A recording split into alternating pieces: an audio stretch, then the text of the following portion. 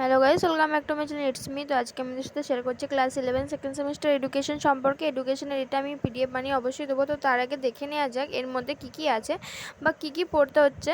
তো এর মধ্যে ফার্স্ট আমি জানিয়ে রাখি, এর মধ্যে এসিকিউ আছে যেগুলো পড়বে একদম 100%। তাছাড়াও আমি বানিয়েছি 5 থেকে 10 নম্বরের সাজেশন কোয়েশ্চেন। সেই সাজেশন কোয়েশ্চেনগুলোর অ্যান্সার আছে, সে সমস্ত কিছু পিডিএফের মধ্যে যাবে। আর তাছাড়া এই সব অ্যান্সারগুলো আর এছাড়াও আমার অনেক নোটস বানানো আছে চ্যাপ্টার ওয়াইজ, সেগুলো যদি কারো লাগে আমাকে অবশ্যই কমেন্ট করে জানাবেন।